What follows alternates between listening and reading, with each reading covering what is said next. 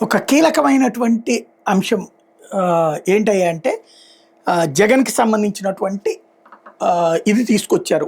Fortuner మన bullet proof car. పోలీసులు స్వాధీనం చేసుకున్నారు. ఇప్పుడేం చేస్తారు? మామూలుగా ఆ బాయ్ నెట్‌కి కానీ ఏదైనా మనిషి పడితే అక్కడ ఇది ఉంటాయి కదా! అవి చెక్ చేయాలి.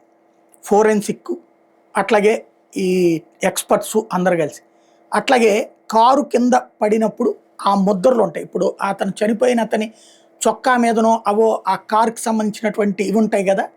టైర్‌కి సంబంధించింది. ఆ టైర్‌ది ఈ టైరు ఒకటేనన్నది మ్యాచ్ చేయాలి. ప్లస్ బ్లడ్ స్ట్రెయిన్స్ ఏమన్నా ఆ కారుకి ఉంటే చివరి స్ట్రెయిన్స్ అయినా ఉంటాయి. అది ఫోరెన్సిక్ వాళ్ళు డిటెక్ట్ చేయాలి. అప్పుడు అంటే దాన్ని పూర్తిగా టైర్లు అవన్నీ ఇప్పేస్తారు. బాయ్‌నెట్‌కి సంబంధించి అయన్నీ కూడా తీసి చెక్ చేస్తారనమాట. ఆ తర్వాత ఈ ఆధారాల్ని కోర్టుకి సమర్పించాల్సినటువంటి అవసరం ఉంటుంది.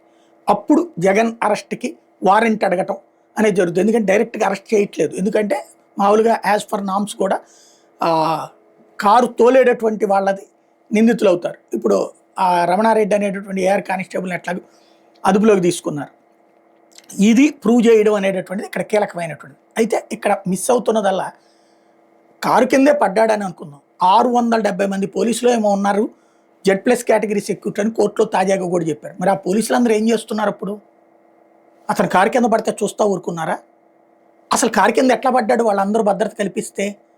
అలాగే రోప్ పార్టీ ఉంటే అసలు అట్లాగా ఎలా సాధ్యమవుతుంది? ఇంకోటి పైలట్ వెహికలే ఉంటే వాళ్ళు కారు కింద పడుతుంటే కారు తొక్కుతుంటే చూస్తా ఊరుకున్నారా? ఇవన్నీ రాబోయే రోజుల్లో కాబోయే ప్రశ్నలు.